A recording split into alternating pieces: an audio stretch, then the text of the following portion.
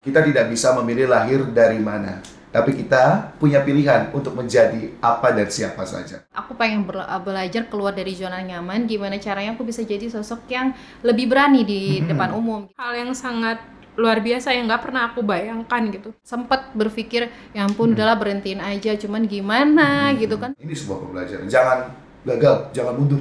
Gak menyangka ya bisa sampai saat ini gitu kan. Banyak loh orang-orang yang dari Lampung itu bisa maju gitu, bahkan bisa ke internasional.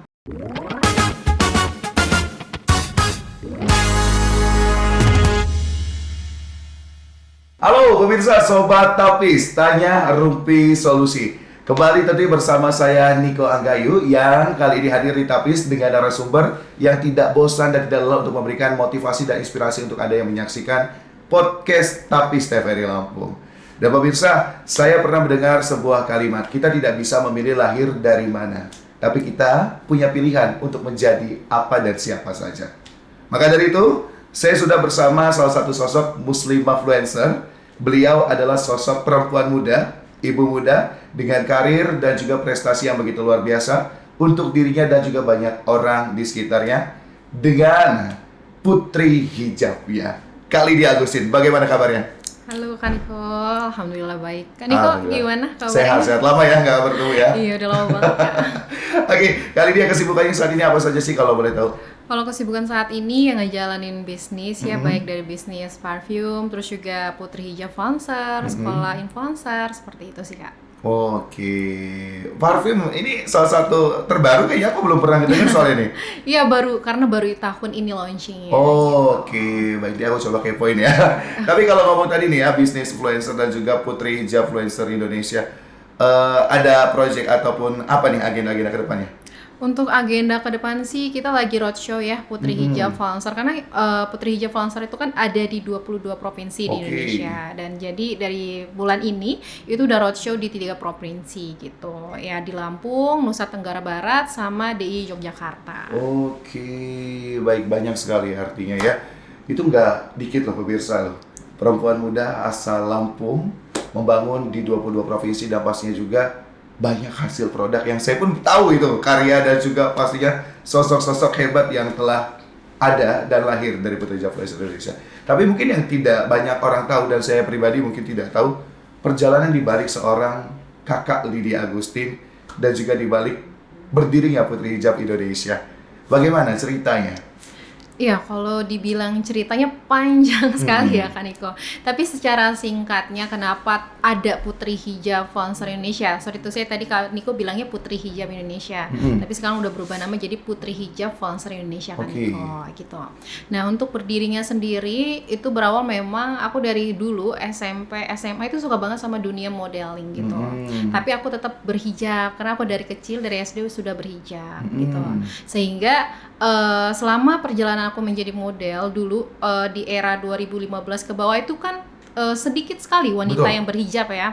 Nah akhirnya pas aku lagi show, aku lagi ada job, ya kerasa banget kan Niko antara perbandingan wanita berhijab sama yang tidak gitu. Sehingga posisi aku lagi di Lampung, akhirnya aku buatlah namanya seperti komunitas awalnya, yaitu komunitas Putri Hijab Lampung. Itu di tahun 2015 dibentuknya kan Niko gitu. Nggak ada tujuan bisa sebesar ini ya, nggak ada pikiran mungkin bayangan ya? Nggak ada pikiran bisa se-Indonesia gitu kan ya, karena aku hanya butuh tempat di mana aku bisa istilahnya mendalami dunia modelku, mendalami dunia entertain tanpa harus sendirian, karena kerasa banget sendirian berhijab gitu. Akhirnya buat komunitasnya, dan ternyata respon dari masyarakat Lampung ini luar biasa ya, sehingga dari 2016, 2017, 2018 kita di Lampung itu ada di seluruh kabupaten kota berawalnya. Dan ternyata penerimanya luar biasa. Akhirnya di tahun 2018 aku di calling dari brand di Jakarta, aku presentasi di Jakarta dan kita ditantang untuk seluruh Indonesia gitu. Dan alhamdulillah ya Masya Allah sekali ya sampai saat ini. Bahkan kita sudah ada di 22 provinsi dan sudah didukung dari Kementerian Pariwisata dan Ekonomi Kreatif seperti itu. Itu perjalanan yang nggak mudah ya, karena apalagi kalau melihat, maaf ya, Lampung itu mohon maaf bukan berarti kita underestimate ataupun meremehkan, bukan kota metropolitan, bukan kota besar, tapi ternyata bisa ada orang sosok perempuan muda yang melahirkan banyak orang-orang besar. Dan itu terlahir dari tadi, termasuk kontribusi seorang Khalidia Agustin. Ya mungkin tadi niatnya adalah untuk cari kawan. Iya. Ya karena pada zaman itu banyak yang tidak hijab di dunia modeling dan mungkin bisa dikatakan minoritas gitu Iya. kan untuk kita yang pakai hijabnya. Nah, ternyata malah menjadi peluang yang alhamdulillah sampai sekarang itu banyak menghasilkan orang-orang hebat. Iya. Dan Khalidia mungkin kalau bicara tentang dunia modeling dan lainnya, memang suka dari kecil atau memang ada keinginan lain sejak kecil? Nggak sejak kecil ya, emang dari SMP lebih tepatnya. Oke. Aku kan adalah orang yang introvert. Aku pengen belajar keluar dari zona nyaman. Gimana caranya aku bisa jadi sosok yang lebih berani di depan umum gitu ya. Termasuk aku juga emang suka dunia entertain gitu. Oke. Jadi akhirnya ya udah dari SMP ikutan lomba-lomba dulu. Tapi tetap fokus dengan menggunakan hijab gitu, lomba. Terus akhirnya jadi ngejob model, photoshoot ya sering banget dulu seperti itu. Oke, baik. Tadi kita sempat sudah mendengar ya, sudah sampai ke Indonesia dan alhamdulillah sudah disupport Kementerian Pariwisata dan Ekonomi Kreatif. Nah, yang menjadi pertanyaan 22 provinsi itu kan bukan hal yang mudah. Bahkan ketika saya katakan dengan Putri Hijab Indonesia bisa bersama keliling dunia. Apa tanggapan seorang Khalidia Agustin dengan yang dulu mungkin sama-sama tidak ada menyangka bahwa bisa bareng-bareng dengan teman-teman, bahkan mungkin dengan mereka anak-anak sekarang yang bisa kita katakan membawa keliling dunia. Itu hal yang tidak mudah prosesnya. Apa yang ada di pikiran seorang Khalidia kalau kami bicara tentang itu? Iya, jadi kalau dibayangkan adalah aku juga semuanya nggak menyangka ya bisa sampai saat ini gitu kan. Tapi tujuan lillahi emang dibentuknya Putri Hijab ya bukan karena bisnis awalnya gitu loh Kak. Jadi emang benar-benar kita membentuk Putri Hijab itu gimana caranya di era modern saat ini banyak muslimah tetap bisa berkarya, tetap bisa bekerja gitu kan, tapi dengan tetap menggunakan menggunakan hijabnya gitu Kak. Gitu. Dan kenapa aku tadi dibilang mendunia? Karena aku sendiri sering banget kita ada conference ke luar negeri gitu. Terakhir kita ke Turki, terus Februari kemarin aku ada conference di Malaysia ya, di Kuala Lumpur, itu bersama seluruh owner atau CEO muda di seluruh Asia ya. Jadi kalau nggak salah ada sekitar 63 negara seperti itu. Menyangka nggak bisa ada di dalam lingkaran itu? Nggak nyangka banget ya Kak gitu, karena kan siapa yang tahu gitu, aku kan banyak orang yang nggak tahu aku tuh dari Lampung gitu. Jadi orang taunya aku dari Jakarta, orang nggak tahu kalau aku tuh standby-nya sering banget di Lampung. Jadi disangkanya aku bukan asal dari Lampung gitu. Dan aku pengen bawa nama Lampung tuh banyak loh, orang-orang yang dari Lampung itu bisa maju gitu, bahkan bisa ke internasional gitu. Seperti itu Kak. Dan salah satunya adalah seorang Khalidia. Boleh kita apresiasi dari rumah. Ya mungkin Khalidia ini sedikit saya keluar ya. Bicara membangun Putri Hijab Indonesia dari tadi ya mungkin sederhana dari daerah sendiri Indonesia, dan bahkan bisa membawa mereka sampai keliling dunia dan kerjasama dengan di lokal brand, bahkan brand-brand luar negeri. Itu bukan hal yang mudah. Kalau saya katakan perjuangan ataupun kisah-kisah sedih, adakah? Dan yang sampai sekarang masih mungkin menjadi memori dan bisa menjadi pembelajaran untuk setiap kita supaya menghargai setiap proses ketika membangun sebuah sistem ataupun usaha yang ada. Iya, aduh kalau dibilang perjuangan kan itu bikin terharu lagi, gimana nih? Jadi kalau dibilang perjuangan, baik banget perjuangannya ya teman-teman. Mungkin yang lain kan berpikir, iyalah mudah banget, pasti dia ada privilege, ada keluarga yang mungkin sorry to say ekonominya oke gitu kan, sudah tercover segala macam. Padahal jujur aku sendiri dari keluarga yang biasa saja gitu ya. Memang aku disupport oleh paman-pamanku, tapi dalam ekonomi aku sangat sulit gitu kan Iko dulu. Jadi dulu sambil kuliah juga, sambil buka dekorasi juga dulu, jadi kuliah sambil ngedekor sembari buka komunitas Putri Hijab ini sendiri. Dan ya tidak ada misi untuk bisnis sama sekali, tidak ada sama sekali.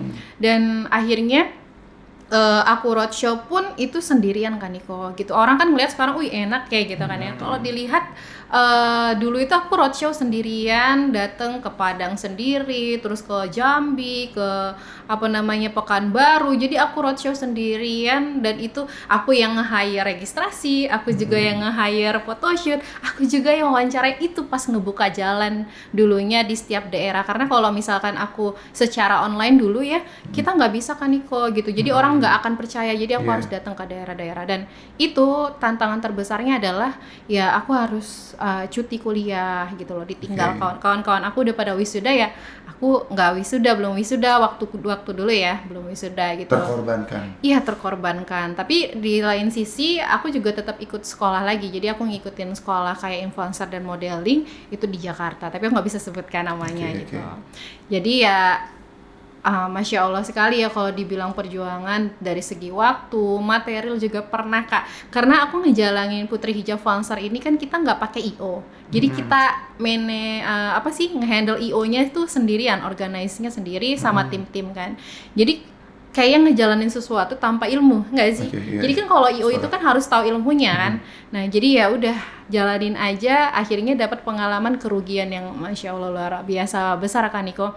Dulu itu aku ngadain event, pokoknya aku dulu ada tabungan hampir 200 juta. Itu niatnya mau buka cafe ya. Ternyata uangnya malah di cover buat event gitu. Di cover buat event.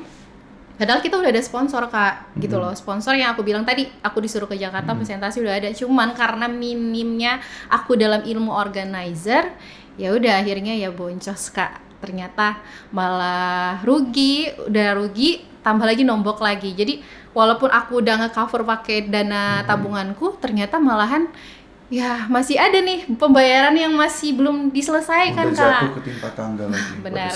Itu kalau nggak salah masih ada sisa hampir 100 juta lagi kurangnya. Karena kan dana event ratusan juta ya Kak.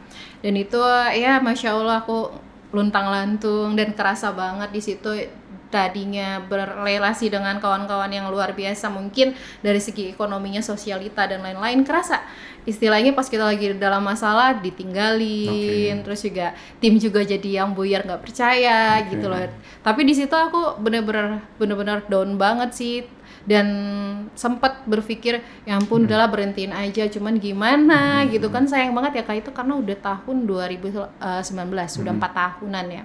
Dan akhirnya aku pikir ya udah kalau nggak maju ya gimana, masa mundur sia-sia apa yang udah dijalanin gitu kan ya kan itu.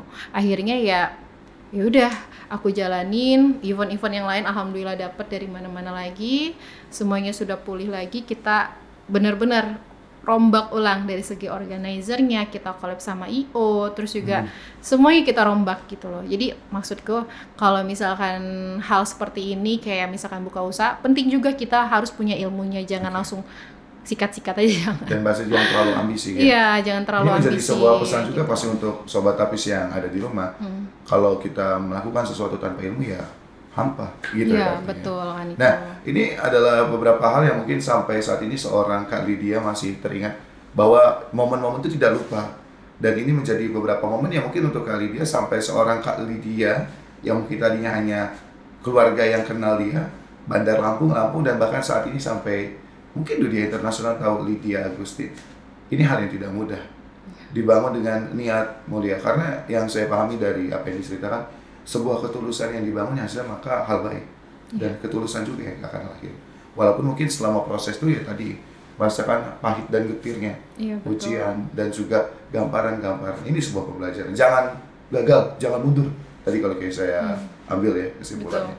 Nah tapi kalau misalkan saya tanya nih, ada nggak sih momen yang kayak buat seorang Kak Lydia itu nge-freeze gitu, lihat, wah kok bisa sampai segini, apa yang gua jeripayahkan ya, gua orang muda tapi kok bisa. Itu ketika pas apa? Apakah ketika pertama kali melihat Putri Hijab Indonesia itu terselenggara, atau ketika pertama kali dengan sosok orang hebat berjumpa? Apa yang pernah diingat? Paling diinget itu pas ke Turki. Ya. Aduh, aku pengen terharu kalau pas Turki. Jadi di situ kan banyak banget orang-orang yang mungkin dari latar belakang yang luar biasa, mungkin pengusaha sukses, udah 7 turunan mungkin Terus juga dari yang mungkin ada yang udah jadi dosen, profesor segala macam gitu kan. Pokoknya udah orang-orang terkenal lah di Indonesia juga gitu ada.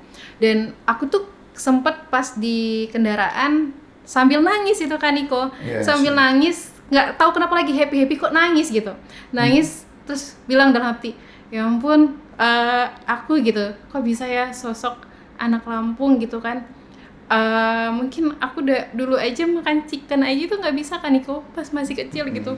Terus gak nyangka, kok bisa ya gitu. Dari orang yang makan Sorry, itu sorry. aja nggak bisa kecilnya, terus aku kok bisa berdiri di sini ya sampai ke Turki gitu dan bawa nama Putri Hijab Fluencer ini, maksudku hal yang sangat luar biasa yang nggak pernah aku bayangkan gitu. Yang dulunya aku cuma mikir aku pengen bangun komunitas hijab di Lampung, tidak ada ekspektasi seluruh Indonesia bahkan sampai internasional tuh nggak ada gitu loh Kak, gitu. I'm Jadi- sorry. Jadi ya sama tadi yang Kak Niko bilang di opening itu kan sering aku sebut ya, kita tidak bisa memilih untuk siapa, kita tidak bisa memilih dengan siapa kita dilahirkan gitu, tapi kita bisa memilih untuk jadi siapa kita dilahirkan. I see. Luar biasa. I'm sorry, ini kita di studio tidak ada tisu. Nanti mungkin setelah ini saya ambilkan ya. Ini sebuah hal yang menurut saya ataupun Sobat Tapis begitu luar biasa menjadi pembelajaran. Karena kalau saya melihat sebuah kalimat yang pernah saya baca, berdoalah sampai kamu melihat apa yang kamu doakan. Dan mungkin itu adalah manifesting yang pernah didoakan. Omongan kosong, pengen deh kesini. Tapi entah bagaimana caranya, kayak ya mungkin yang kuasa memberikan jalan gitu. Padahal kalau ketika kita berpikir, mungkin menurut saya pada saat itu, mohon maaf kali dia tadi seperti bilang tuh, itu hal yang tidak mungkin. Dengan yang arti tidak disiapkan dengan ini tidak, bahasa ketika kecil, untuk hal-hal nikmat ataupun hal menyenangkan tidak dapat, tapi kok bisa gitu. Itu yang artinya perlu kita namanya berdoa sampai nanti kita melihat apa yang kita doakan. Dan itu pesan untuk Sobat Tapis yang ada di luar. Luar biasa, dan harapannya banyak sekali hal-hal yang bisa membuat Kalidia, Agustin, juga orang luar sana, Sobat Tapis di rumah tersenyum melihat dengan apa yang diceritakan. Wow, so emotional. Kak, tapi ini kita sedikit kembali ya. Tadi kita mendengarkan kesusahan dan juga hal baik yang bisa dikatakan membuat seorang Kalidia nge-freeze gitu loh. Kok bisa sampai segini gitu. Tapi kalau saya tanya kembali nih, untuk Putri Hijab Fluencer Indonesia, tadi sempat bilang ada yang namanya 22 provinsi dan juga ada yang namanya roadshow untuk kelas influencer ya. Oh iya, Nah, betul. itu ada. mungkin bisa dibagi gitu. Karena itu hal yang menurut saya gimana gitu, kok bisa gitu loh. Ya mungkin menjadi pertanyaan juga dong untuk Sobat Tapis, anak Lampung dengan kesederhanaan bisa membangun hal itu. Iya, betul Kak. Jadi Putri Hijab Fluencer ini kan kayak ajang duta, tapi duta muslimah di Indonesia. Tapi kita fokusnya yaitu menjadi influencer. Jadi emang kita sudah memilih anak-anak yang ada bibit menjadi influencer hijab itu dari 22 provinsi. Nah, kita juga berkolaborasi dengan brand-brand besar dan di setiap daerah juga berkolaborasi. Nah, itu di Putri Hijab Fluencer, dan di lain sisi itu juga kita ada cabang lain yaitu namanya Putri Hijab Academy. Jadi Putri Hijab Academy itu namanya sekolah model dan influencer. Jadi kalau adik-adik yang belum ada basic tentang modeling hijab, khusus yang berhijab, terus juga influencer juga belum ngerti. Nah, kita ada namanya sekolah model, sekolahnya itu namanya Putri Hijab Academy. Itu ada di 15 kota gitu Oh, itu Kak. nggak dikit, itu banyak sekali itu. Boleh sebutkan beberapa? Yang paling jauh deh. Jauh dari Paling Lampung. jauh di Pontianak ada. Wow. Terus di Balikpapan ada, Bali kita juga ada, Yogyakarta, Jakarta, Bandung, lalu ada di Pekanbaru, Padang, Lampung, Palembang. Semua Ini ya, banyak semua sih. itu disebut ya. Masya Allah. Itu gimana ya? Berapa lama itu ngebangunnya? Kalau untuk dulu kita bangun itu di tahun 2018, Oke. berawal dari Lampung, akhirnya di 2021 kita mulai menyebar ke 15 provinsi kota provinsi gitu. Arti itu tidak dibayangkan ya. Tidak. Apalagi sampai bisa masuk, maaf ya, ke kota-kota yang menurut saya cukup besar, ke Bali, bahkan ke wilayah Kalimantan itu nggak kejangkau. Harusnya kalau kita pikir, Iya. kita bukan, saya pribadi ya, gue bukan dilahirkan di kota metropolitan, Iya. so hard untuk saya pribadi buat ngakses ke sana ke sini gitu. Menurut saya dilahirkan di kota yang bisa dikatakan masih berkembang gitu. Iya. Tapi justru aku malah lebih banyak deket sama pengusaha besar atau owner-owner itu di Jakarta Kak. Oke, Jakarta, Bandung, dibanding di Lampung, malah orang banyak taunya aku di sana gitu. oke. Gitu.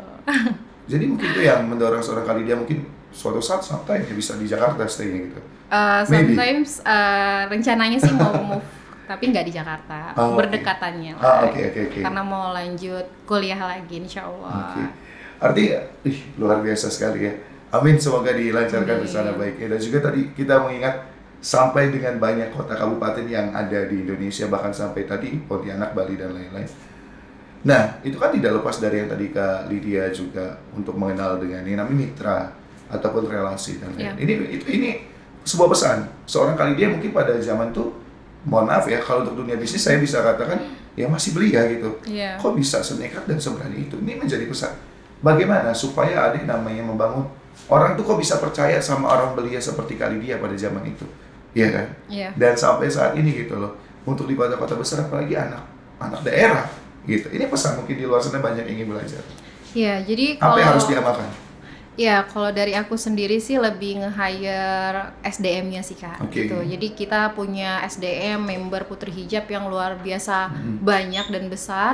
Dan di situ juga aku untuk Putri Hijab kenapa bisa ada cabang tentu nggak luput dari dukungan dari si kepala-kepala cabang daerah. Itu namanya kita sebut regional director. Oke. Nah, itu regional director kita seleksi dari alumninya sendiri gitu. Kalau Oke. kalau mungkin di ajang lain ataupun di wadah lain itu kan nyari dari orang-orang agensi lain. Nah, kalau aku memang memilih orang yang sudah masuk jadi keluarganya Putri Hijab. Loyalitas gitu. SDM. Ya, loyalitas Oke. SDM-nya Oke. juga. Itu secara internal, tapi kalau secara eksternal bagaimana untuk anak muda membangun relasi dengan pihak bisa dikatakan eksternal ataupun orang-orang yang mungkin baru ditemui. Dengan arti gini, kadang kita ketemu orang, aku mau kesana deh lumayan menjalin relasi dan lain-lain. Tapi bagaimana untuk memulai? Karena tidak semua orang dengan usia muda itu berani untuk membuka pembicaraan. Bagaimana dan apa yang harus dilakukan? Ya, kalau dari aku sendiri sih ya intinya kalau misalkan mau banyak relasi ya kita juga jangan diem aja. Kalau kita lagi ada di suatu event gitu Kak, ya kita cari nih, aku misalkan lagi ada event pertemuan apa, aku lihat ini ada orang pentingnya siapa aja gitu, terus aku ajak kenalan, mintain Oke. kontaknya, terus aku Oke. kenalin diri aku gitu. Dan terus akhirnya kita kasih feedback juga tentunya. Kalau misalkan mau ada kolaborasi kan pasti orang minta feedback, dan kita memberikan feedbacknya ya karena powernya kita adalah influencer hijab ya. Jadi ya kita bisa membantu seluruh brand-brand mungkin yang dari secara UMKM ataupun nasional untuk mempromosikan brandnya gitu dengan talent-talent yang kita miliki. Tentu karena powernya kita ada di 22 provinsi Kak gitu. Oke, dia ada di 22 provinsi itu tidak sedikit. Nah, yang saya mau tanyakan, kalau saya katakan sudah jadi apa aja beberapa anak hebat dari seorang Kak Lydia, anak, adik, atau mungkin rekan didik, apa contoh-contohnya? Banyak banget sih Kak, rata-rata mereka jadi brand ambassador brand-brand ternama. Terus juga ada juga yang udah sampai main film, main iklan di Jakarta gitu kan. Stay di Jakarta. Ada beberapa, banyak Kak yang stay di Oke, Jakarta oke. gitu kan. Dari daerah itu sebelumnya? Ada yang dari daerah, ada yang dari Lampung juga gitu, udah stay di Jakarta gitu kan. Ada juga malah selain di dunia influencer, dia memang jadi pengusaha yang Masya Allah luar biasa sukses gitu. Jadi itu juga suatu hal yang bikin aku bangga banget ya sama mereka, luar biasa mereka jadi sosok yang Masya Allah aku appreciate sekali gitu. Terangkat derajatnya. Iya benar. Jadi selain itu juga Kak, banyak juga dari member kita itu malah dapat beasiswa di kampusnya, bahkan Oh, iya? beasiswa full itu banyak sekali gitu. Oke, luar biasa. Artinya banyak sekali hal baik yang bisa didapatkan. Tapi kali dia, saya pengen lebih banyak, lebih lama ngobrolnya. Dengan keterbatasan ini mungkin kita bakal ketemu to be continue nanti ya. Ada nggak pesan ataupun harapan untuk anak muda ataupun rekan-rekan yang saat ini mungkin ingin merasakan dan menjadi seperti seorang Kak Lydia, dari yang bukan siapa-siapa, mungkin bisa merasakan bagaimana melihat dunia itu indah. Iya. Intinya buat kawan-kawan jangan ngeluh dengan keadaan, karena kesuksesan itu ada di tangan kita. Jangan ngeluh dengan keadaan di sekitar kita, karena tadi aku bilang kita tidak bisa memilih dilahirkan oleh siapa, tapi kita bisa memilih untuk jadi siapa kita dilahirkan. Seperti itu. Oke. Jadi jangan gampang ngeluh ya. Jangan nggak perlu. Lakoni aja. Satu lagi, kerjain sesuatu itu dengan tulus dan ikhlas. Walaupun kita nggak tahu feedbacknya gimana, jalanin aja dengan tulus. Pasti banyak kebaikan yang datang ke hidup kita. Tuh, ingat ya, Ini zaman sekarang kadang banyak ya, nggak kerja, ngeluh dapat kerjaan lebih banyak katanya ya. Hati-hati. Dan juga masih sobat Tapis di rumah, harapannya Anda bisa mengambil banyak pesan ataupun hal baik dari obrolan seorang CEO muda yang bukan siapa-siapa tadi ya, menjadi begitu luar biasa dan bisa mengajak orang sekitar dengan putri hijabnya keliling dunia. Terima kasih Kak Lydia Agustin Ya, telah hadir di sama-sama. studio Makasih Tapis banyak, TVRI Lampung. Dan juga terima kasih untuk sobat Tapis yang ada di rumah. Jangan bosan untuk terus saksikan Tanya Rumpi Solusi TVRI Lampung. Sampai jumpa.